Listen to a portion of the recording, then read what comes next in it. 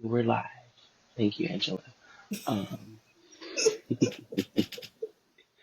welcome back, welcome back, welcome back. 5011 fam. How y'all is? We got this Yes. Oh, now. yes. We got this media board over here. We don't know how to act. I'm here for it. Yes, I love it. It's DiDi, it's Jay. We're back with another episode of the 5011 Chronicles. Doing what we Ew. do, having conversations that spark conversation. So, it's still Black History Month. We love it. And this is an episode Positive. that we have been talking about this for a very long time. Yeah. Dee and I have been like planning this episode for a long time, and we're gonna start this with a bit of a disclaimer because I do know personally that some of our audience is very religious. Being very specific with this word, and I'm being very specific with this disclaimer. So I know that we have a lot of people. We have people who are listeners of the pod that are very religious and who might find topics and subjects that are brought up in here that might make them uncomfortable. And that is a part of the goal here. A part of the goal is a little discomfort because growth comes from discomfort. But Period. also a part of the goal here is to have a conversation that is greater than just us. Something that's a little Yes. bit bigger. That's the goal here. So we're starting with a disclaimer. We're going to be talking about spirit. We're going to be talking about the divine. We're going to be talking about different ways that the ancestors have practiced and have related when it comes to this grand thing that we call God. So buckle in for a conversation. Buckle in Buckle up, for some buddy. thought. Because 5011 Chronicles, we don't shy away. We No, don't shy away. We move when we're from led anything. from anything. Okay. um, so let's tune in. Let's get ready. Let's do this thing. This is another episode of the 51 Chronicles. Ew. All right. So I think we're going to start with just a little background, a little personal background. I think that's a Yes. great place to start. So I'm going to actually ask you the question because I'm going to let you kick this thing off, Dee. Um, Period. for both of us in our friendship, and I think this is one of those things that has definitely bonded us very closely, is Yeah. that we are very passionate about spirituality and things divine. Yes. When it Yes. comes to the beauty and the magnitude of God, we just have so many conversations like Yes. all the time, all the time. You were that And first so, person where I was like, I'm not crazy. Somebody gets it. and I Because think for a while I thought for I was me, crazy. you were that person that made me again I felt the same thing because it was like I think I'd always been asking a couple questions in the back of my mind, and I'm Mm-hmm. just like the math ain't math thing. But then like having conversations with you, I'm like, okay, so if the math ain't math thing for her either, and it's not math thing for me, we need to figure out Exactly. what kind of math this is Something. together. And so I think our friendship has definitely helped us on our own like personal spiritual journeys. Yeah, But like for sure. to start, like what is this spiritual journey? What does yours look like? Like give us some background, give us a little detail, a little details. So I come from a Christian family household. Hmm. So I was raised that way. Not necessarily like in a super religious church every Sunday Hmm. type of way, but I knew who God was. I knew what blessings were and that type of thing. Like I had a Bible, I read it. Hmm. You know what I'm saying? I had been to Hmm. church. But it wasn't something that was necessarily forced on me. And when I was 18, that's when I first got baptized because it was more of a like for me. It wasn't like a Hmm. performative type of thing. And I understood what I was doing and why I was doing it. And then when I was like 20, my granddad passed away, and stuff like that will make you question everything. It was a Yeah. lot surrounding it that made me question so much about life in itself and like people and purposes and why we're here Hmm. and why things happen and all that. And so that's when I started going to Bible study every Wednesday. And it was like, okay, and I had a lot of questions, and that's why I preferred Bible study because I be having questions and I need Hmm. answers. Like, I need you to explain this, I need you to break this down, what they mean when they said this, what they talking about. But the math wasn't mathing. Yeah. And so she went to exploring. And you know firsthand the Mm-hmm. binder of my We've talked about the explorations binder, of yes. spirituality. Y'all hear about this Yes. binder all the time. All When the I tell time. y'all, she did a deep dive into theology, like every religion you could think about, numerology, crystals. Like I did a deep dive into everything because I just was like, I was looking for God specifically. Mm-hmm. Found him in me. Hallelujah. It wasn't out there nowhere is what the conclusion I came to. It was within me. Mm-hmm. But and it kind of gave me a different perspective on religion, and it's why I'm spiritual, because I realized that spirituality is God and religion is man. And there's a difference. Big facts. Big But you facts. go ahead and tell us a little about you, boo. What's your Okay. story? So my background, my spiritual background, is I was raised in a very religious background. Mm-hmm. And like when you're saying, you weren't raised at church every Sunday, I was. Church every Sunday, Bible study every Wednesday. There were certain services on Friday. We had choir rehearsals. We had youth choir rehearsal. We had this meeting, that meeting. I mean, like my mom was president of this, and she sat on that. And so I'm a PK. I was raised by a preacher, preacher's kid, and I would like so many ministers in my family, like the pastor, current pastor of my church, my uncle, current assistant pastor, uncle on the other side.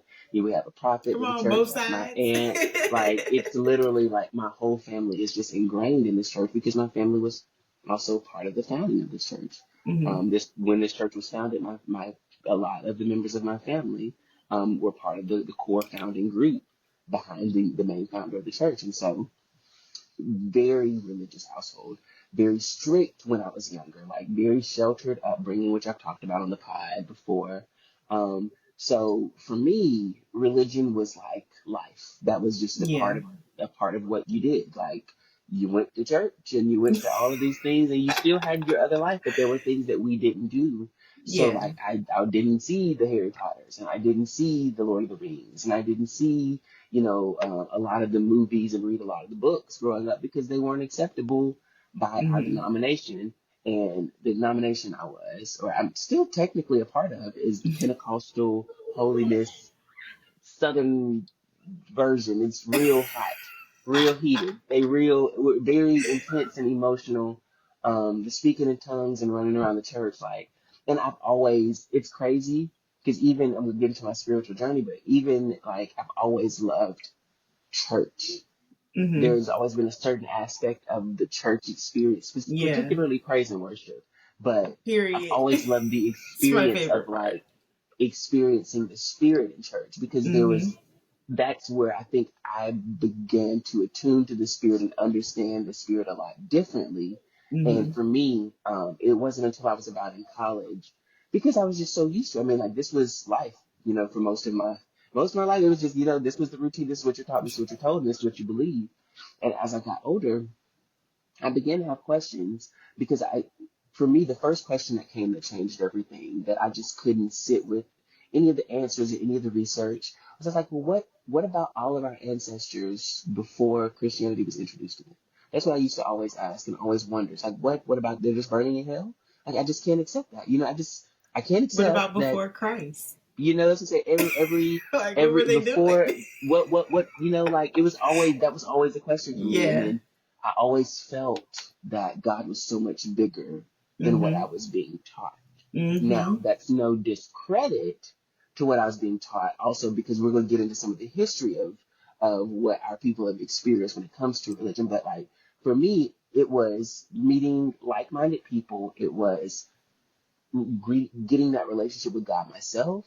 Mm-hmm. Um, where I realize again, God is internal. God lives in us. God is God. That's why God is everywhere and sees and hears and feels everything. Like I had to learn because a lot of my questions also were related to the Bible. So I had to learn that Yeah. there are, like I had to learn the way in which to again build that relationship and to move spiritually, and it began to look a lot different. So Mm-hmm. it really the reason I knew that there was more for me to do was I started getting into things like essential oils and crystals. And I realized that all of my life, these things have been demonized. I mean, villainized. Like, those are evil. No answer. And it was like no red lipstick and no this and no that, and the list of no's was so long. And I started asking questions like, and I remember there's a conversation I remember very vividly with my mom. I mean, and this is a woman, master's in theology, graduated valedictorian of her class. Like she studied and reads, and she's got every study Bible you can think of, all the concordances, all the ancient almanacs, all. I mean, like we have damn near Dead Sea Scrolls in this house. So it's like Come on, Dead all Sea of the things. Scrolls. So like we be rolling out scrolls and looking at stuff and comparing. But I remember asking her, I said, I just want to pose a question, and I want you to be kind of open to just having this discussion with me. And this is as I'm on this spiritual journey, and it's really kicking off. And I say, so the Bible tells us God created, everything of the earth, right? She's like, yeah.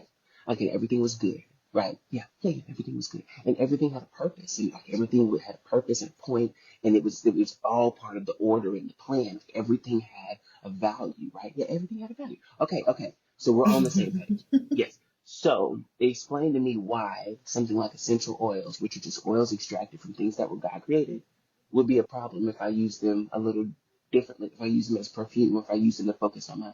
Explain to me why carrying a crystal that has an electromagnetic frequency, that has a vibration, because everything God created has a vibration. Why would that be a bad thing, or why would that be a practice of anything that's other than God? Because you mean to tell me that God just created rocks for them just to be rocks? Just to be there. The planets is Like just I out think that there, everything lifeless and spinning for no exactly, reason. like for me, it's like I just feel that everything it's part of a grander plan. Everything has a Yes. part. If every person has a purpose, Yes. why can't every species of everything have a point and a purpose and a place that it falls in line and a thing that it can do that helps us all work in synergy? Because I began to realize that there's this what's missing. We've talked about unity, but it's like a synergy between the organisms and the planet that is missing. Yeah. And that's when I began to Absolutely. realize, oh, God is so big. God is so vast. God is emotion. God is the things that we can see, and God is the things that we can't see, the things that we experience.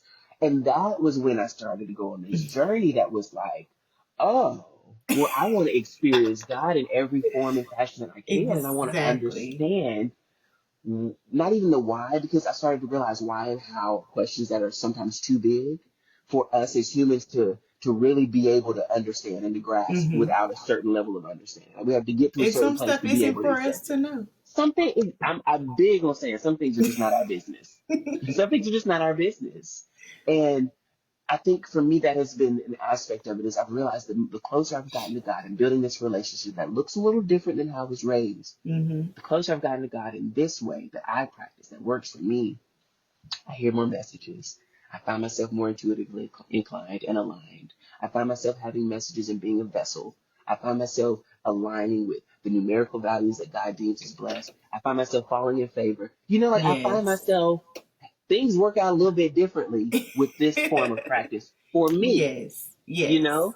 So it's looked different. I still go to church from time to time. I have no problem with going to church. I have a problem with the I don't have a people at problem with church. church either. Exactly. I have a problem with the people who are in church sometimes because those can be the problem. Church people, humans are flawed. We had no, like, we're going to get into it because you asked me about my spirit journey and I was about to go off about church people. And we're going to get there. We're going to get there. The Kim Burrells of it all. Come on now. Whew. Bless it. So before we get into, because I think a conversation that has to be had, and that's going to be had at some point in this conversation, we're going to bring it up. So that's why we've said this is all about a brace yourself, a buckle in, because there are I know practicing Christians who will be listening to this who might have issue with some of the things that are said. And again, the goal here is not to offend No. by any means. The goal is not at all to offend, not to upset. The goal here is to help expand our minds just a little bit. And To think just everybody a little here bit differently. we believe in God, whether you call We him God, believe in Jah, Allah, God. however Yes. you feel best to We're going to refer get into some parallels and some to things that they we've them. observed. Right. Because Observed God in is our genderless. research. I don't care what Come anybody on now. says. He transcends those types of things. Those things mean Transcends nothing to him. constructs like gender and time. Yes. What is What? that? So I want to start with just a little bit of history. I want to start with just a little bit of history Yes. because I think that there's a Facts are core. important. Facts are so important. And there's a core detail that's usually missing when Black people talk about things like religion and spirituality.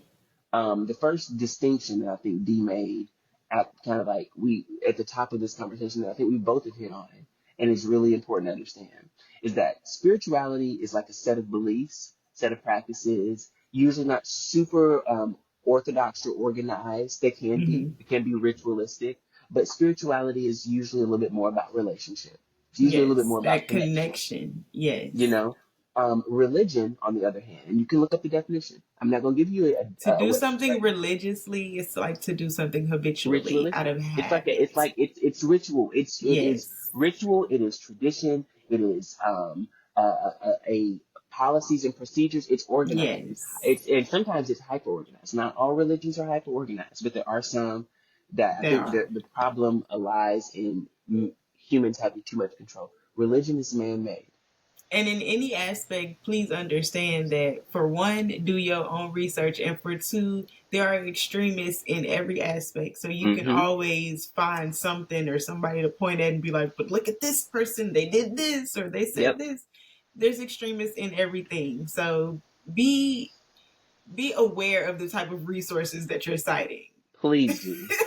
Don't I just be remember. listening to idiot everybody. Please don't just look. I remember being in like fifth grade, maybe maybe I was a little older than that. It might have been eighth grade, and we were writing research papers, and they told us about this thing called opposing viewpoints, and it was like Yes. one of our tools or databases or whatever we could use. But anytime you looked into a topic, they always said look for opposing viewpoints, which was look for your view, what you Mm-hmm. currently believe, and find something that says the exact opposite of what you say to, and look at the facts in between.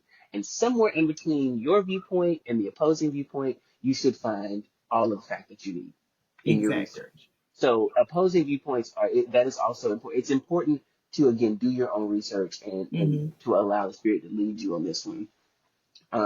One of the core things I think is missing from the conversation in our community when it comes to religion is where we were at the very beginning. What were our Right. people doing before we were practicing organized religions? What were we Mm-hmm. doing? And the short answer is animism. That is the complex proper term for it. But Not this was anime. not anime No, just wait. and not anime bullet. Animism. So animism is really about a connection with spirits and with nature. And you will find that these are at the core of The every core. religion that people of color, particularly black people, have practiced. We have Yes. somehow connected this to every single thing that we've done. And I Yes. mean, we're going to talk about some of them over history. I'm just letting you know, animism, this in different places they call it ancestor veneration. They talk about having altars or having little spaces or little places where you communicate or you give tribute to people who are in your family or your bloodline who have passed. Mm-hmm. So animism, that's where it all started. But then colonization happens. And a They common everywhere. myth that people like to say is that Christianity started in Ethiopia. That is not true. I don't know At all. where that came from, but that's not true. And I think that people need to also remember that there was a time where in like that northern area of Africa, they were trading with the Romans. And a lot of times, in order to keep the peace, so to say, they would change certain things. So while the first organized, colonized church may have been in this place in Africa, these people were not Christians. Come on These now. people were not Christians. I need y'all to like actually look up the actual historical facts of certain things. Mm-hmm. Because people, if you really, and even the one thing that like really set me on my journey was just the fact of like, when you really learn about Black history, like African history, our history, Mm-hmm. and you start to kind of correlate the stuff that you learn in the Bible, and then it's like, well, wait a minute, why do you Mm-hmm. have to come to Africa to colonize these people and tell them about something that happened on their land? You think you Come know on and now. they don't know? Come So on you mean now. to tell me Jesus was in Egypt, because this is Come a on fact that now. Jesus was in Egypt in that period in the Bible where he's not there. He's like a teenager to the time he's an adult. He was in Egypt. They called him from Egypt. So you mean to tell me you got to come to Egypt to tell the people in Egypt what happened in Egypt? Are you kidding me? Like, are we serious? Like, what are we doing? It's the retelling of history for me. Like, what? It's the retelling of history for me. And the acceptance of it, like, But I just mean, that has been like we talked like that is a big thing. It's yeah. like not us not knowing the story as it happened, us knowing the story as they want it to be written, and even as we get into some of the sacred texts. So let's talk about this super quick because when we talk about colonization and the spread of religion in Africa, not only did colonization happen in a way that created all of these pockets of different religions, different languages. This is why Africa is split the way that it is now, Mm-hmm. because that is something that people really need to understand. Is the goal was to fracture Africa into as many pieces as possible, so that one, they're not unified. Because would you imagine all They of the got so many tribes different that were in languages, Africa? just the languages alone. Come on now. I mean, like literally neighbors not speak. You have to have a passport to travel country to country in Africa. But you don't Mm-hmm. have to do it the same way in Europe that you have to do it in Africa. It's all intentional, but that's a conversation for another day. That is a conversation for another day. Let's get into the religion of it all, because when we talk about colonization, you have to realize that the way in which colonization was happening, not only were they fracturing Africa economically and religiously, but you're talking about the movement of Christianity into Africa. You're talking about the movement of more of the Islamic faith into Africa, Mm-hmm. and you're talking about the destruction, in many cases, of as much West African traditional religion as possible. Yes. So that animism formed into other things, and there are so many religions that were practiced, some that we'll probably never know the names of that were practiced. I'm like literally because Yeah. of the way in which they were obliterated. But what is important to know is that a lot of West African religion, traditional religions, goes back to different forms of what will later really break down, but what is collectively known as voodoo. So Yes. we're going to break it down some more. But okay, back to the Abrahamic religions, because that's what colonization was about. It was about these Abrahamic religions coming in and them just busting up everything. Christianity, Islam, Judaism, they were all up in Africa. Yes. And I know that this is also a really passionate conversation for Dee. So I'm about to yield the ropes because I'm Yeah. about to preface it with this. So when we talk about religion, you don't just talk about the organized structure in what it was. You also talk about the texts that they provided that were these scripts in which we were expected to follow. These were the things that we're told. Because keep in mind, in a lot of places, when we're talking about colonization, we're talking about the slave trade too, honey. Now, we're Yes. talking about the mass movement and displacement of a people. Yes. So not only do we move you from a place that was not yours, we're going to give you this religion and we're going to tell you what it says because we don't want you to read it for Yes. yourself. Exactly. So I'm about to yield the floor because once we get into the discussion of the Bible, which I'm also going to chime in here, I don't want y'all to think this is me tagging out and running with my tail tucked. No, that's not at all what's happening here. Jay don't want to upset the deacons No, and the that's good not at all what's No, just happening play. here. But what is happening here is I know how important it is to also hear this other perspective that Dee's about to share Yeah. about the texts themselves. So, okay, Dee, the floor is yours, my sister. Well, so we can start with the fact of, like, first the fact that in Africa you can travel to these places where you can see these hieroglyphs and things where it does tell the spiritual story in places like Egypt where Jesus was called from. And that's Mm-hmm. in the KJV where he was called from Egypt. They said that. You can quote them. Period. But there's also a place there where he allegedly was that they have a shrine for where he allegedly stayed at, and you can, like, literally go and travel there. But if you look at hieroglyphs and stuff, there's a story told that kind of correlates to what's given to us in the KJV. Even if you look at other religions, if you study other religions, it's what we have is the KJV. What we were given as a people was like different parts and different stories scrambled from here and there, and then remixed a little bit and put a little this Mm-hmm. in there, and then make sure we add that and take that out because we don't want to give them that. We're gonna leave these books over here. Like, so much stuff was left out. And even just if you see the picture of the people who were in the room, that would tell you everything you need to know about what this book Everything. was meant for. And then when you get to where we're here in America, and even in the what was established as the first churches, the first black Mm-hmm. churches, like they were allowed on Sunday to, that was the time that they were allowed to come together. Mm-hmm. And even in those churches where they would give one specific person a Bible to read, and they would have overseers in the church, which were people, wahites, who were people who owned them in the church, making sure that what they wanted to be preached was preached. Was what was And there preached, was a exactly. known indoctrination that was occurring in order to make the slaves docile. Like, this is not my opinion. Mm-hmm. This is what was happening. Mm-hmm. I am not These are making these facts. things up. These are These are things facts. that you can look up. This is You not can my research. Yep. opinion. Mm-hmm. These are things that literally happen. And even if you look at certain areas where, like, if you look in like Florida, if you look in places like in Louisiana, where there's still some semblance of that African spirituality in their religion.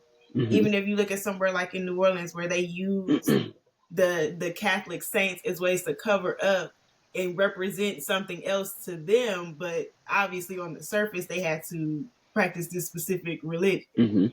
And so I think people, that's why to me studying history is really important, because when you know the Yes. true history, it makes it harder for people to just sell you anything on your spirit, because you have to be clear on what you're following, who you're following, and why you're following them. And it's not to say that any specific religion is wrong, because all of the religions are man-made.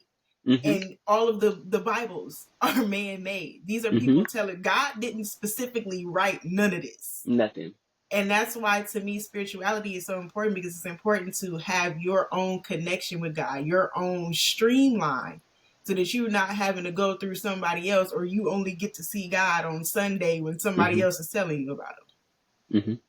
But yeah, I go ahead. completely agree. Would you like to I add completely anything? agree, because like that was my thing. Is like I've always, once I began to learn more of the history of the Bible, I began to look at it with a little bit of a side eye, and I began to be like, but this is heavily edited. But this is a Heavily. compilation. You know, like Or it where was you have always like scriptures that talk about slaves honoring their masters as God. exactly. Like, what? Like, if you just But read it was also the like it, and this was the argument I would make, and sometimes it was sometimes it was an argument and sometimes it wasn't. But I would always fall back on the point, well, if we're taking the book 100% as the book, that means cover to cover, everything's either true or it's not. So if you're telling me that cover to cover it's true, and the slave is supposed to follow their masters, then you're also telling me that right here, when it talks about other gods, that means that there are other gods that exist. It means that this book refers to this God as a capital G, and that the others are referred to as lowercase g gods. So you're telling me that if the whole book is true, that is also true, and they do it. So you're telling me that when there's conversations about the sons of God walking the planet, and that's in Job. You can go look it up, and it talks about the devil being amongst them.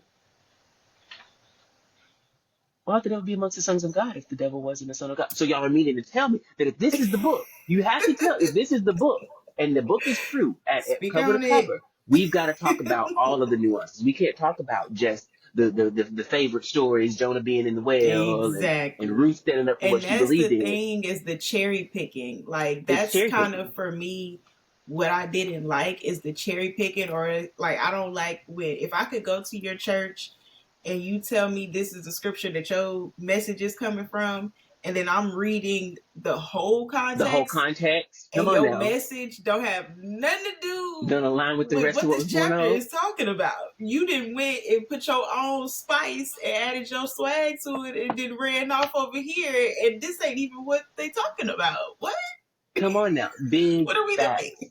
Because anytime I'm at a service and there's a scripture that they're speaking from, and they offer like a little, you know, like maybe the middle section or just this one verse, I go and I read the whole thing. I'm reading that whole I need to know the context of what was going on, because I need to know, one, why this is relevant to in context. Why is this relevant? Because I know why you're picking it for this message. Why is this relevant in context? And are you telling the full story? Are you telling enough of the story? And it's not like me saying, "Ooh, I'm gonna catch you. I'm gonna catch you." No, it's nothing like that. It's not no. But it's like for me, I don't want my desire is never to be a sheep. Exactly. It's never to be a sheep because But if God gave me a that's what you're mind, supposed to be. exactly. If I was given a mind and the power of choice, I need to actively use it. I don't need to just Exactly. accept anything, especially if there's something that's said to me in my spirit. It's like, hold up, wait a minute, I don't think that's right. I'm going to Mm-hmm. do exactly what my intuition, what the spirit has given me to do to look into things. So Absolutely. for me, like I don't even King James Version, KJV that we're referring to, is not is not my favorite edition to read. Like it's I not the one love I my go book to. of Psalms. It's Love my everything book to of me. Psalms now, and that is I think that is also I think that one is KJV. Um, but we're actually gonna I think actually the perfect segue into this next part of the topic that is I think gonna be really I'm so excited about. I'm so excited about where we're gonna go with this. But before we do, like just like I've actually gotten more into reading the amplified version of the Bible, and I love the language. I love the clarification. I love the fact that they go back and do research to say things in context because they'll say, Mm-hmm. well, the word that was used here was actually a substitute that was supposed to mean Mm-hmm. this, not that. So this is Yes. the word they used at the time, but this is the actual word that reflects the original Yes. meaning and the original context in the language. Because we also talk about language barriers. This was translated. And Okay, we also got to think so about where this came from and where why it came, those people aren't trying to translate it because they're not allowed to read these things. You had people who could translate it, but you took their language from them. Now you hmm don't know what the heck it says. so you're gonna make up And what you it can't give says. them access to it because you would hate for them to be empowered. It's a Craziness. mess. Like and that's the thing about anything man made is we know that it's not perfect. It has no Exactly. potential of actually ever being perfect because it's man made. We're not perfect. We can't create anything. We can create things beautiful. We can create pristine works of art. We can create anything perfect. We're incapable. Exactly. Okay? So we're not the great creator that created everything. We are creators in our own right. But it's just like little C and big C, baby. It's just like Mm-hmm. little C and big C. So Very bad. We um co-creators. there it is. CEO, COO. Yeah. Y'all both got, y'all Yes. doing it together, but like somebody got a little more So power. we've teased it quite a bit in this conversation, but as I've gotten older and I've been on this spiritual journey, one thing that I've really connected to that goes back to our ancestral lineage because Mm-hmm. we've talked about how like the Abrahamic religions were spread and how as they were spread and the slave trade happens and we begin seeing uh, African slaves in the South of Yes. America, in the American South. I don't know why I said that's so weird, South but in India America. in the South of the America, The northern one. right. So we start seeing, slaves in the American South, and Yeah. Dee started hinting at part of it, and this is the conversation that gets me really excited because on my spirit journey, I began, and honestly, this was a big shift for me. As I've been doing research, I've been reading books, but we went on a trip Mm-hmm. with Asia to New Orleans, We did. and on that trip, we went to this festival. It was Earth Fest, NOLA, and the energy at that amphitheater was It so was good. everything. It was like honey and milk and and Come on, honey and and and milk. Nag Champa and weed, and it was all of the beautiful. It was just beautiful brown skin and locks and Period. afros and vegan food and divination happening. And what was so beautiful about it is that I remember having this moment, and now looking back at it, I know what I was feeling. But I had this moment where I looked with just amazement and bewilderment at this group of beautiful black people just existing. And what I was reflecting on was this weird bittersweet moment of feeling that I was having. And now I can verbalize what I was feeling. And what I was feeling in that moment was, and they would call this a coven, and they would call this a evil meeting place, and they would have no idea what beautiful spirit exists in this unified community right here. I don't know. I just had this moment of reflection because for me, that space and that energy and that city, because we were in Yeah. New Orleans, Yeah. And that city has The very thick spirit is energy. thick. Very thick energy. I mean, we're below sea Yeah. level, yes. It's humid, yes. But the spiritual energy in New Orleans is different. Mm-hmm. And for people who are spiritually sensitive, as we are, you feel it. You feel it when you come over that bridge. You know you are in New Orleans. It's just a different energy. But for me, that was when I began doing more research Mm-hmm. into root work and what this thing that I'd heard hoodoo was. And I'd heard Mm-hmm. about voodoo, but I was like, I heard it was worshiping the devil. And it was important for me that I dispelled that rumor for myself and just Yeah. started doing some research. So I'm going to start by saying, no, I am not an initiated practitioner of voodoo. That is not what's happening right here. I'm not coming out as Papa anything. I'm not Right. coming out as This anything. is not Like, Papa that's not J. what's happening right now. But what is about to happen is we're about to talk about how animism, it's connected with us all this time. It's been Mm-hmm. something that we've done all this time, and everything we've done and every religion we've practiced as a people. It's shown back up. The recognition of spirits, the honoring of the dead, the connecting Mm-hmm. connecting to nature.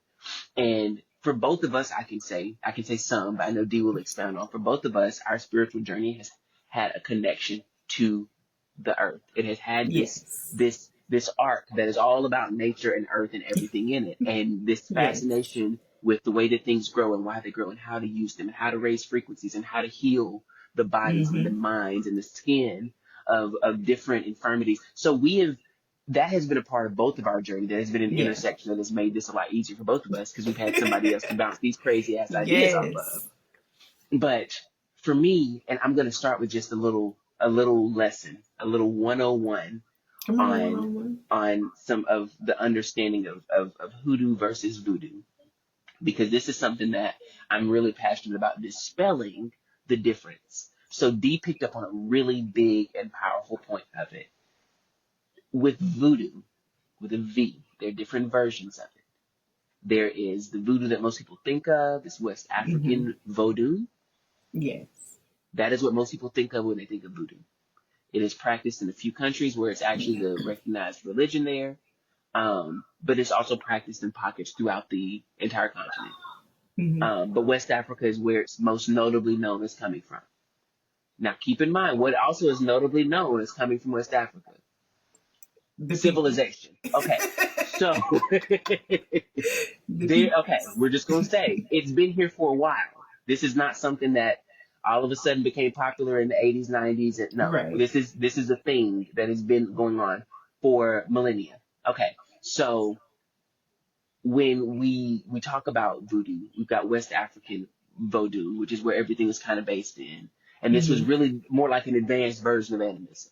They started naming the spirits. Yeah. And people think that they worship all these different gods and goddesses and that they worship the devil and they lay themselves prostrate and that they got the upside down crown. That's none of that is true. In fact, in voodoo, in most versions of voodoo, they don't recognize the devil.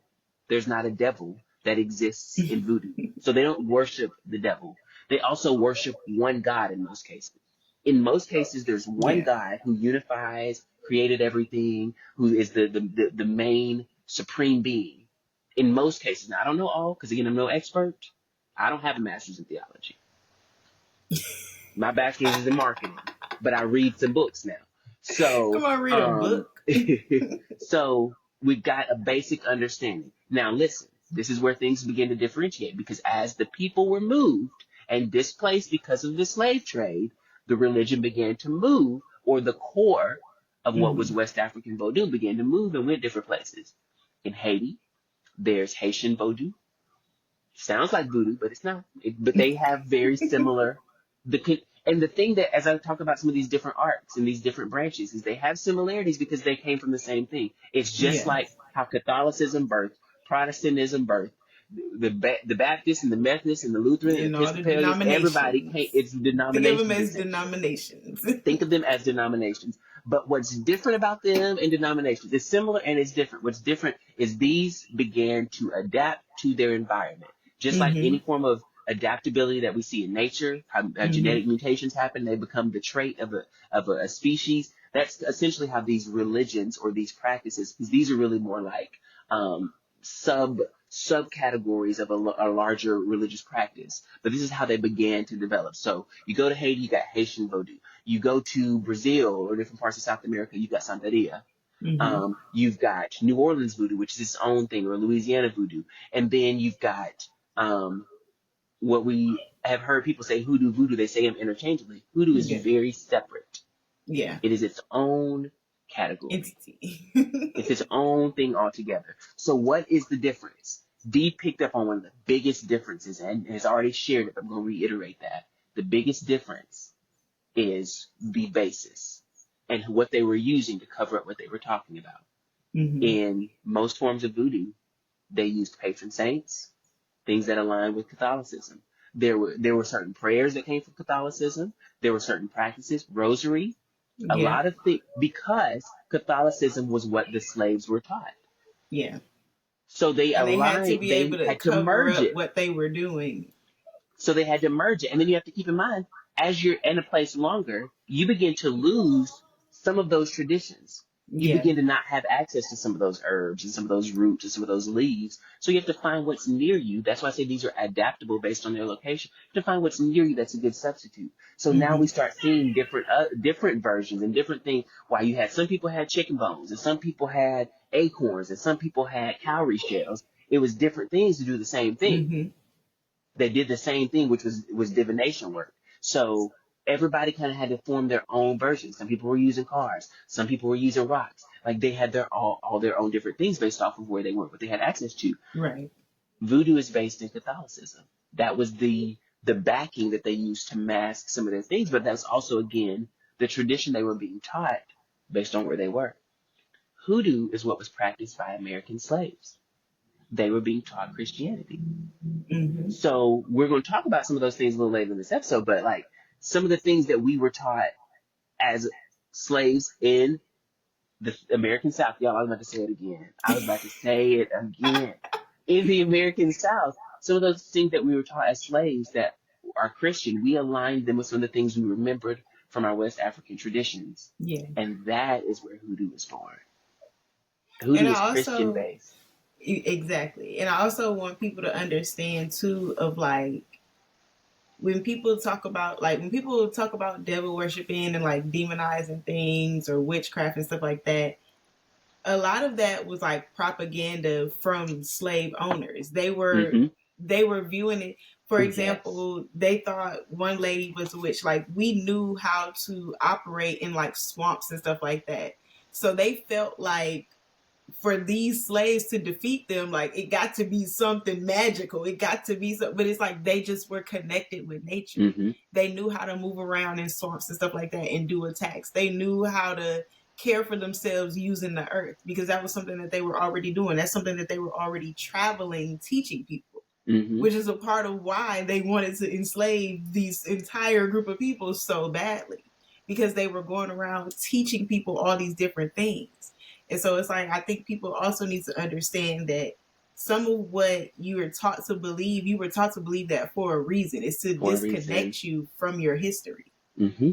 It's to disconnect you from what you really come from. Because exactly, if you don't know who you are, it's so much easier for them to tell you who you are. It's easy for them to tell you that they was worshiping the devil when we know that these came from newspapers that we weren't writing yet. They were. Mm-hmm. Anything that we did was demonized. They didn't care. Big facts. Big or they was facts. going to make something up. So it's like, I think people need to kind of put context into certain things too when you're saying what's good and what isn't.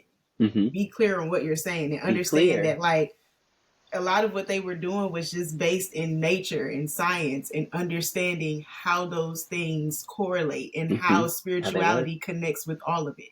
That's all it was. It wasn't nothing fancy. It wasn't witchcraft. It was were just not an understanding of the earth.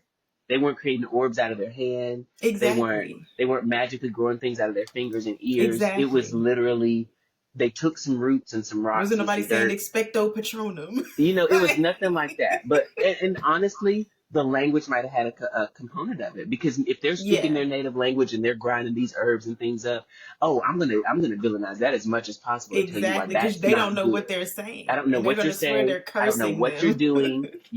And this is the thing about it, because so many of, especially I'll say our generation, so many of us are having these awakenings, are having these moments of trying to reconnect with the spirit in a way that's different than maybe what they've been Mm-hmm. taught or what they've understood their entire lives. And it's beautiful because you're beginning to see so many more people find peace and create that peace Yes. around them, because they're realizing, oh wow, God's been waiting on me.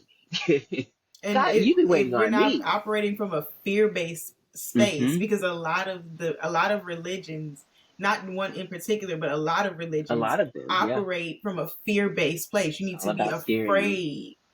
You got to be afraid of the wrath, or you're gonna go Afraid to of hell. hell, or you're gonna, Yeah. you know what I'm saying? It's this Hmm. fear thing. When it's like, why would you be afraid of somebody that loves you so much and wants to see you be great? You have no reason to be afraid of that person. Hmm. But they teach it from a fear space, and I think once you liberate yourself from that and understand, because even if you think about it, if you want to say that, if you're a type of person that believes that Jesus died on the cross for your sins, why would he have to die for your sins if you wasn't gonna sin? God already knew that you was gonna mess up and make mistakes, because he was like, this is a human, this is not a perfect form. Hmm. I know they gonna mess up. We got to do something. Like, Period. you can't say you believe that, but then expect people to operate from a space of being perfect or feel like afraid to do anything wrong. You're going to make mistakes, even if You're gonna it's make not mistakes. intentional. Period. It doesn't matter. And I think that's one of the beautiful things about it, is because now one thing I will say, in this also being Black History Month, and we're talking about Black divinity, we're talking about in Yes. particular how like our people have related to religion and how we connected. I think one of the big issues, and it's kind of crazy, is we ride hard when it comes to spirituality. Our Yes. people, we don't play about it. Whatever we practice, we don't play about it. And I think that is a wonderful thing. At the same time, there have been some really toxic environments created because of people's religion Mm-hmm. and because of how fervently they have to press their religion and their beliefs on people. And Mm-hmm. I don't think we can't have this conversation and not talk about how many people have been turned off because of the people in the church and not the church Yeah. itself. Like we were saying earlier, the issue's not with the church, the issue's with the people in the church. Because y'all, they still humans. Y'all are still They are humans. people, just So you like are still everybody else. capable of missteps and of Mm-hmm. offending. But what I find so interesting, and I'm grateful to have been raised by someone who over the years has continued to allow herself to become more open minded. Now I'm not saying she everything goes. No, like me and my mom are very close, and we've had conversations about spirituality that lets me know that the way that God is working on her is her journey. It's Yeah. just for her. And she's always kind of been a bit of a radical when it comes to our practice, because she's always been a little bit ahead. So, Mm-hmm. like when God would do it, like I remember there was a moment roughly like late 90s, early 2000s, where she decided she wanted to wear pants. And we were from one of those denominations where women did not wear pants. You didn't wear no pants, you wore them ankle length denim skirts, You better and wear that's that what you long did. skirt and Or that them long cardigan, dresses, honey. that's what you, but she had prayed about it. And she didn't feel convicted by God in wearing pants. She didn't feel convicted by God in wearing a little makeup from time to time. And she began to do things that were considered, who do you think you are? Honey, Who do my you think red you nails will are? set the church ablaze. On fire. And what's crazy is, as a minister, she would continue to minister. She was the one who was out having the prison ministry and out evangelizing. So I was actually raised by, and I hate to say it like this, but at the same time I don't. I was raised by one of the good ones. I was raised Come by on, one one of of the the good good ones. ones. You know, like, because there are so many people who are turned off to God and spirituality Mm-hmm. because they have experienced bad religious people And I think too, in any it's a faith. matter of not having tools too. Because if you think about it, it's understandable because it was intentional that like that be the main faith, and the way that it's taught was Hmm. intentional.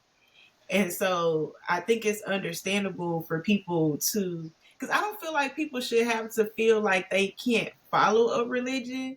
I Hmm. feel like as long as you know that like it's not about the religion, it's about your The connection and relationship. ensuring your spirituality. Like, it doesn't matter if you come here every day, if you don't have that connection and you're not living your life a certain way. Period. You know what I'm saying? Mm-hmm. And I also don't believe that, like, because there are areas and spaces in the world where people may not have access or any type of knowledge about a specific religion, and you're gonna tell me that God is gonna be mad at them And they because just they gonna have die no and burn in idea. hell?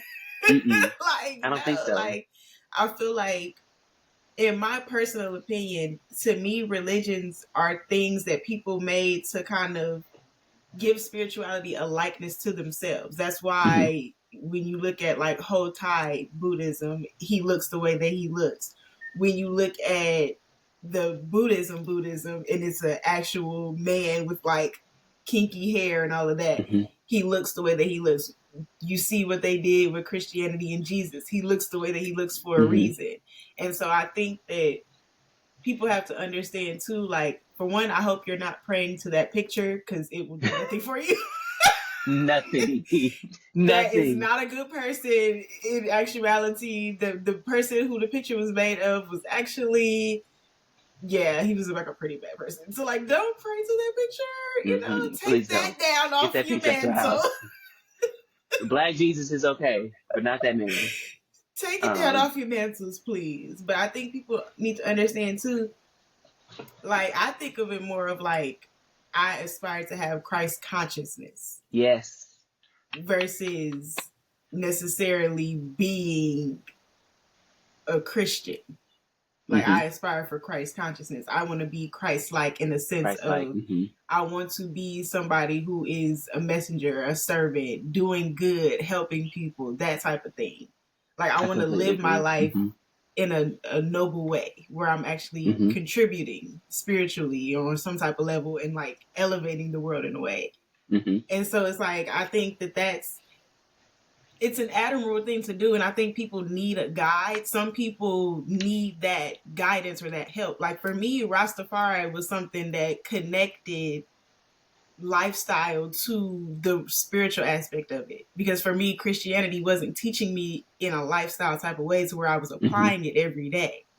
Whereas if you study Rastafari, they teach you, they read from the same Bible, but they teach it to you as this is a lifestyle. This is how you live your life a certain way.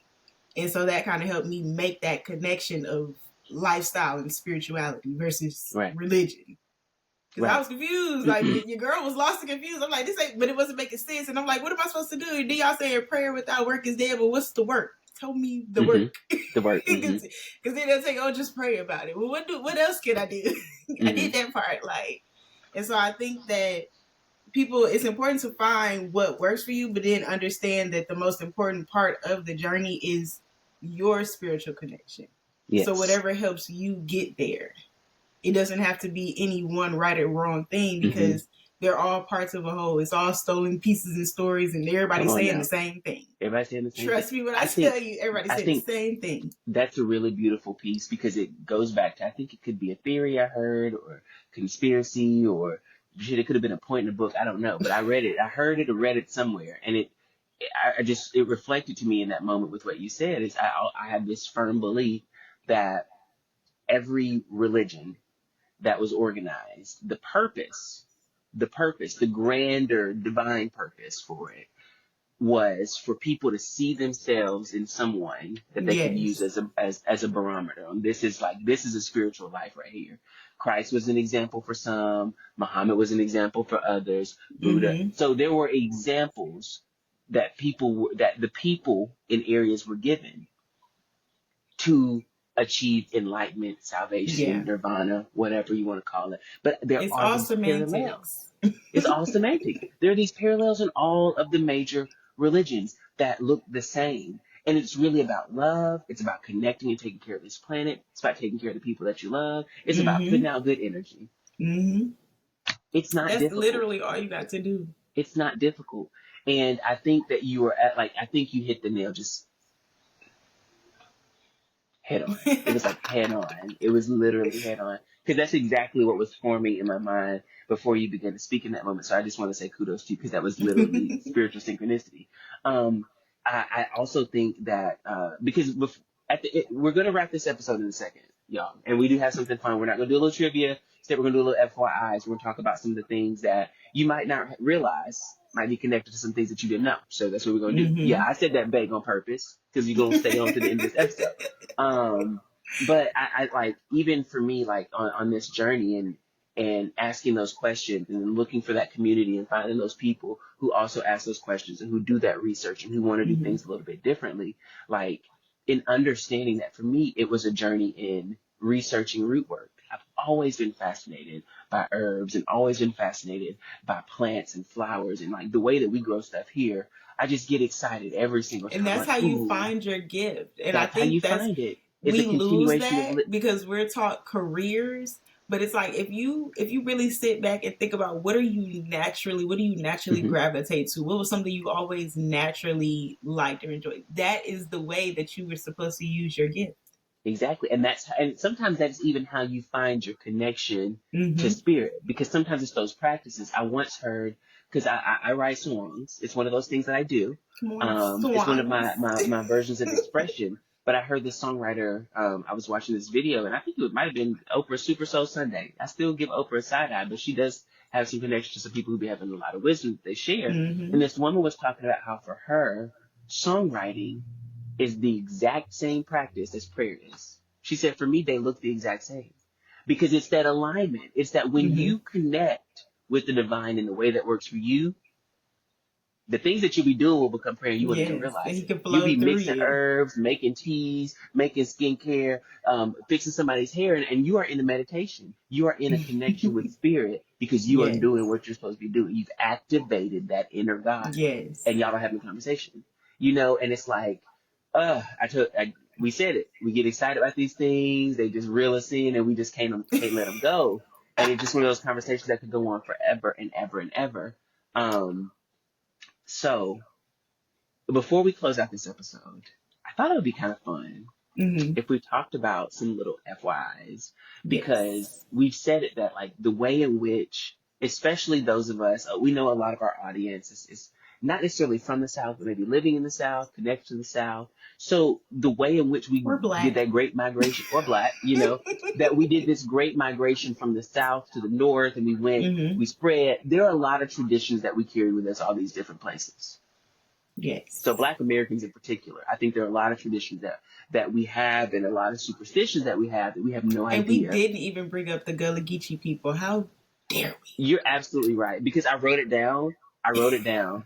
we? We So forgot. But let's we go back love to Hoodoo y'all. real quick. We love the Gullah Geechee people. And so Hoodoo, and the most prevalent locations in where you can find Hoodoo practice are, of course, the American South. Specifically, if you go to South Carolina, where we've got the Gullah Geechee culture, Yes. or areas that they consider the Low Country. So it's really the Bible Belt, which is what's really wild about it. Is it's the Bible Belt where you will find the most practitioners of Hoodoo. But you will also find that if you continue just doing research, a lot of our authors over time have written about their experiences in places like St. Louis, in places like, or St. Louis, depending on who you are and where you are, and different parts of North Carolina, different parts of the DMV area, because we have like things like the Harlem Renaissance that happened and different. You've got literally, I want to say Langston Hughes wrote about it. I know Frederick Douglass wrote about it in his autobiography. Zora Hurston wrote so much about Hoodoo and Hoodoo culture. So there's so many resources that literally are ingrained into Black American culture Yeah. that we don't talk about that Yeah. are there. But okay, thank you for, yes, that, because you can't talk about Hoodoo and not bring up Gullah Geechee culture. You just Yes. can't. We You couldn't. can't. Because that is literally the closest to our African ancestry we have is Gullah Geechee culture. The way in which they speak, they connect, they practice. That is the closest thing we've got to what we did over the pond. Come on over the pond. It's a Back big when we pond. had, right before they stole us. Okay. So let's talk about some things, and definitely feel free to chime in here with something you got, D, because I Okay. made me a list. I get excited. Come on, Um, list. so there are a lot of things that we do as a people that we practice. The first one I want to start with is talking about New Year's. Since New Year's passed recently, Okay. we're in this year, good month and a half. Ooh, that's New crazy. Year's. So at New Year's, Black people always talk about having black eyed peas, collard greens. There's usually some form of pork showing up. and they say that you have to have them for your year to go a certain kind of way. The black eyed peas represent luck. The pork represents prosperity. The collard greens represent money. Um, that's straight hoodoo. Straight hoodoo. Straight. Big things in hoodoo are what we eat and how we cook. That is magic with a K, not with a C. So it's different. That and I'm look it up. Those are two different things. Look it up. Magic with a C is Do all your about Googles. illusions. It's all about illusions with a C. It's something different with a K. We people who practice root work, we believe that when we cook, when we prepare food for others, you have conversations with God while you do that. That's why you don't cook while you're angry, because you put that energy in your food. That's why you cook. Like for me, cooking is therapy. It's this opportunity for me to just like, ooh, let me connect with God. I'm gonna put a little bit of that, honey. If We're they gonna put a got little some bit of that music for going this. and they vibing, you know the food for to be good. No, it's Period. gonna be good. But it's like it's also there's the extra layer of understanding what things mean. So even when we start cooking with intention and knowing that Yes. certain herbs have certain vibrations, like using bay leaves for friendship, and cloves to warm up or cinnamon to spice up a situation, like knowing those things, knowing that our ancestors had that knowledge and that's how they did and why they did certain things or why they cooked certain meals a certain kind of way. It's crazy. I had this recipe for gumbo from this book. I actually have the book here because I told myself, I said, I have to bring up this book. So this book, for people who want to Yes. do more research, who really want to get into a better understanding of what 400 years of African traditional healing has looked like. Because that's essentially what this book is about. It's called Working the Roots. It's by Michelle E. Lee. I love it. I love this book. I use this book, especially in reference to roots and herbs and just having better understanding of how things work. But she also tells a lot of stories. And one of the stories that she tells, there's 100-year-old gumbo recipe in there. And she talks about how and why you do what you do when you're making this gumbo. Because you Come can on, fix a gumbo. whole family situation or at least put in seeds for repair by fixing a pot of gumbo or a good pot of soup. It all because you can put so many elements, friendship and love, harmony and peace. You can put clearing, all of that just in the herbs that you use to make the root, just to season Yes. the chicken. So, so this is one of those things that gets me really, really excited. It's just, yes, excitement. Hey, Benji. Um, but we love it. Like, so there's so many other New Year's things when they talk about don't wash your clothes on New Year's. You wash your loved one out your life. And don't, what's the other thing they say don't do on New Year's? Oh, you're not supposed to clean your home on New Year's Day Yeah. because you'll lose the good luck for the year or something like that. You're supposed to clean before New Year's Day. You're supposed to Child, wash they be before having New all Year's Day. these things, but we want to talk about magic and witchcraft. And those superstitions are all hoodoo. Any that you can think of? Because, I mean, you know. Oh, I know a plethora of them. Come on now. One of the ones, you know how like people, there's been this thing that I keep seeing. I've seen it a few times on Instagram where people want to talk about your ancestors ain't doing nothing for you. Your ancestors can't do nothing for you. Your ancestors ain't thinking about you. Like I've seen that a lot, either in comment sections or like these posts or whatever that are going around. And my thing is like, you know how like usually when somebody passed away, people be like, "Oh, now you got an angel watching over you." Mm-hmm.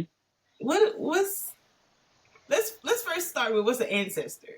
If an Period. ancestor is a family member of yours, somebody in your bloodline who has passed on Passed prior away. to you, Mm-hmm. that is your ancestor, right? So we all have them. People always want to talk about generational curses. Where you think it's gonna come from? Just the ones that's alive? No. Come on now. Clock these people. Like Clock them. what are we talking about? I think people need to understand like what the ancestors and what that means. Like when people say your ancestors, we're not saying that these people are God. No. We are saying that these are people in your bloodline who can help you fight spiritual battles that you cannot fight on this earthly playing field. They can give you guidance and information that they did not have at the time that you could use. And it's not to say in a sense of like, because it's not like people don't be trying to just contact spirits. Like, don't be out here. Please don't be out here just contacting spirits. Please don't do Don't do that. that. Don't do But that. what we're saying is you don't even have to be in direct contact with like spirits or anything like that. These people, like, this is your family. They want to Mm-hmm. see you succeed. They want to see the They do. bloodline succeed. That's why there's always going to be that person in the family that has to break certain generational curses. That is Mm-hmm. your mission and what you're put here to do. You know what Period. I'm saying? And your ancestors are there to make sure that this happens for you. They may not necessarily be saying things to you specifically because everybody ain't for everybody. That's not You know what everybody's I'm saying? That gift. ain't for That's not everybody. everybody's gift. Come on now. But Or it's their to say path. that exactly. But it's to say that they not just dead gone and then it's just nothing. Mm-hmm. They are still there to help and to help guide and make sure certain things happen. They are almost like messengers, conduits almost for God. Mm-hmm. They are not gods or people that we worship. Mm-hmm. We honor the people who came before us, especially as Black people. For you to not honor the people who came before you, who had to survive for you to be here, and to think about what they had to go through to survive for you to be here, and you don't want to honor these people, show And any type of anything to these people. part of it, and I think there are a lot of people who don't, either they don't know better, because I think that that's a big part of it. Yeah. They've never seen it this way. Because I had to hear it. I heard it one way that made a huge difference for me when it came to even how I pray. Mm-hmm. Huge difference in bringing the ancestry into the conversation. And someone said, "How many people do you think it took for you to get here?" Come on now. And when you do the statistical research, now every lineage is a little different, but it takes roughly 1 million people, and it could be more. I could be off, but it takes roughly 1 million people for one person to exist. Like, you're talking about you tracing your bloodline all the way back Mm-hmm. To to the the first. beginning. It's literally, it takes, so think about how many people have died, have lived, have experienced so that you can.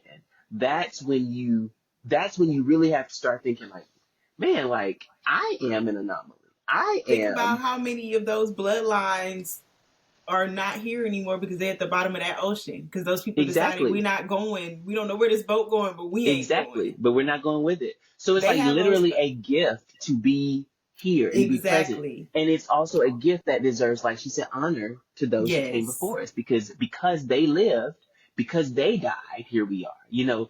And I'm a firm believer also now. It was a newer concept to me a year or two ago, but I'm a firm believer in generational karma. Mm-hmm. Sometimes the karma that we and the karmic cycles that we go through are generational, and sometimes they go back Yeah. to family members that we didn't even meet, Things that we didn't even know we was things that battling. we didn't even know happened. But they're battles that our family, maybe they made decisions that Mm-hmm. impacted us. So it's that was a beautiful point. No, absolutely. It makes me even think about connecting to those who passed, the pouring of libations. Mm-hmm. When you pour one for the homies, Right. Y'all don't know. that's Y'all need to stop doing exactly. that because y'all don't know who y'all pouring up for.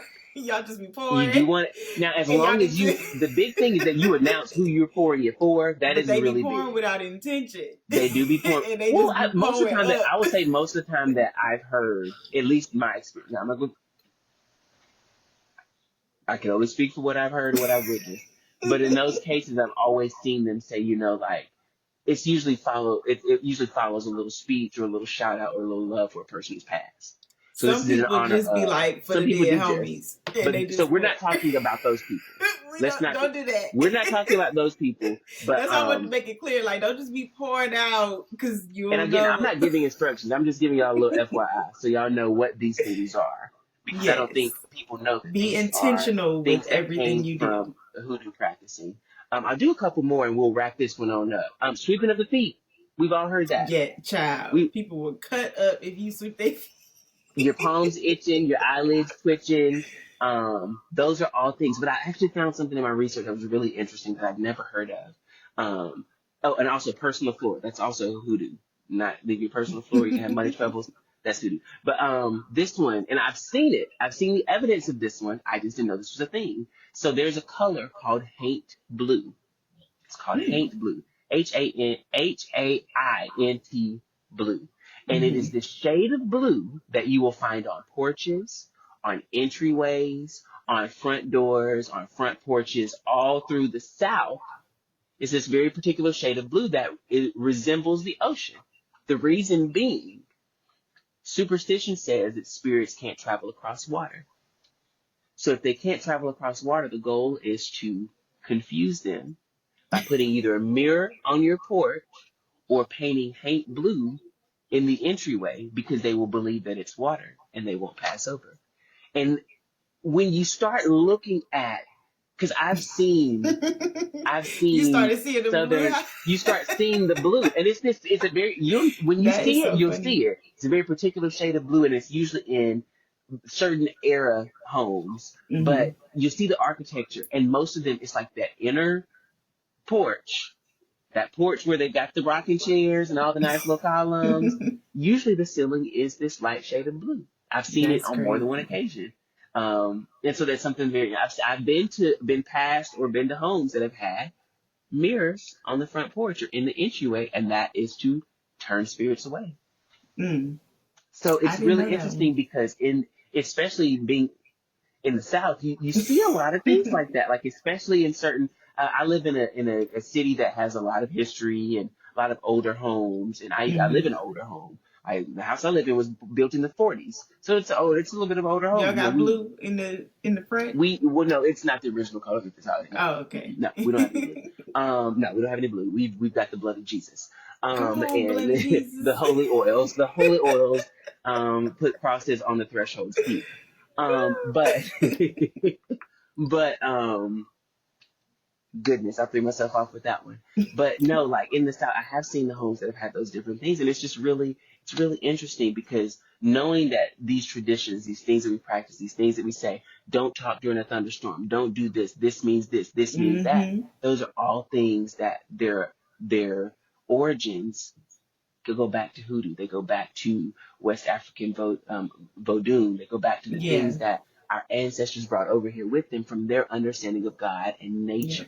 So it's beautiful because you begin to really see it everywhere. When you start looking for it, you see it. You see it. I have one because people, and I had this conversation with one of my very my other close friend who grew up in the church. Love Mm-hmm. him down. I have very good conversations. I honestly love having spiritual conversations with him because we have such different opinions about certain things. It's good to have conversations with people that don't always agree with everything that Yes. you Opposing believe. viewpoints. Period. Yes.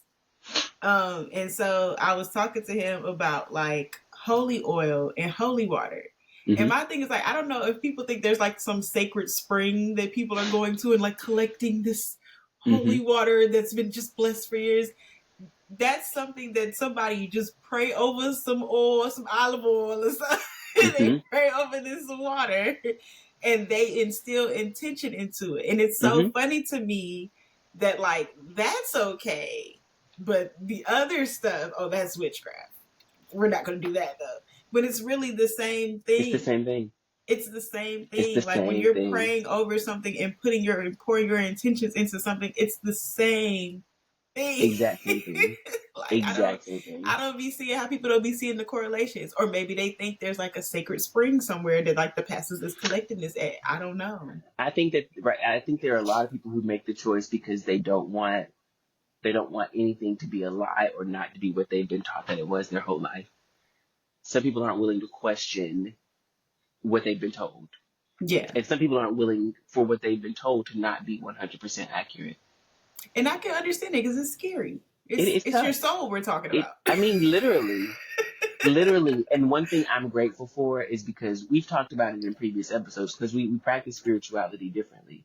So even for me, like, I've learned some things from what people would consider more Western based spiritual practices and understandings.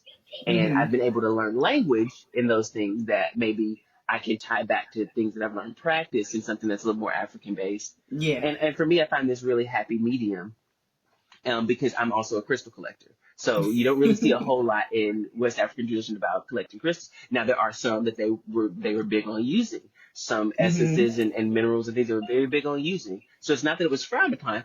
We're just talking about access. We're talking about what they had access to. Yes. Different people have access to different things, and I had access to crystals. Period. So I love my crystals. I don't play by my crystals, but for me, because like I said, that was what really catalyzed the conversation about God has to be bigger than what I've been told my whole life. Is Mm-hmm. because I feel something different with these. I began to realize that in my relationship with God, in my understanding of God, and me being a vessel, with that comes a certain level of understanding. With that comes a Mm-hmm. certain level of connect. So I feel when something just ain't right. And we've talked about when the spirit just ain't, when it just don't feel right. Yep. So when you're taking in something and it just doesn't feel right, not because it feels uncomfortable, because there's a difference between discomfort and that ain't right. Yes. Those are two different feelings. So like on this journey, lean on some intuition. That is God given. That is God given right there. That That is is when people intuition. want messages and God to give them a sign. Sometimes He just gonna give you that feeling, that nudge, that is Him speaking to you. Mm-hmm. And I think people miss that too, of like, because you're not taught, a lot of people aren't taught meditation. A lot of people aren't taught how to sit and like ground themselves and how to shut off and listen and hear those messages or what that would be like.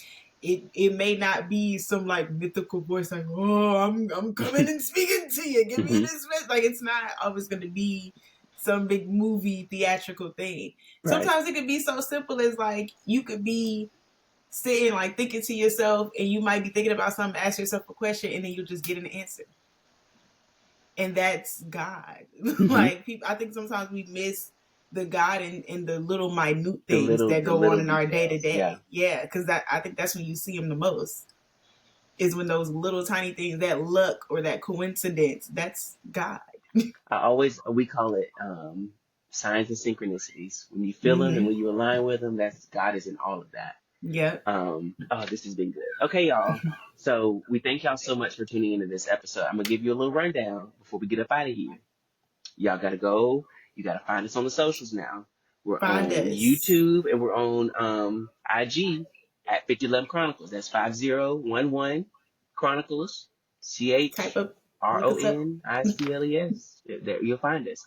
You can also find us on Facebook under the 5011 Chronicles. Same spelling. You just put that THE up in front of it. I promise you, we'll come right on It'll up. take you right on there. Right on there. You can find us on Apple Podcasts. You can find us on Spotify. I think we're on iHeartRadio too. Anywhere that you get We your everywhere. podcast, We you can all up find in your us. area. Engage with us. We see y'all. We see y'all engaging. We appreciate that engagement. We're engaging back. We're having a good old time. Also, be looking out because I'm telling you, it's right around the corner. Big We're gonna be things are getting gone.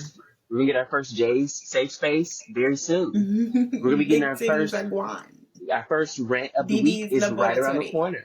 Y'all about to see DiDi's laboratory popping right on up. So definitely stay engaged, stay connected to us. We're gonna have one more episode for Black History Month. We're so excited. Also, before we get out of here, I have to say something. Usher Raymond, you did your thing. I didn't know what you Salute were to you, going to King. say. Salute to you, Go King. Ursher. Ursher, it's Ursher, baby. Ooh, watch this. He did that. I just have to say, you did that, sir. Period. Legend. So Yeah. we love y'all, right? Period. We love y'all. We thank you for tuning in to this episode of the 5011 Chronicles. And we will see y'all next week. Peace. Peace.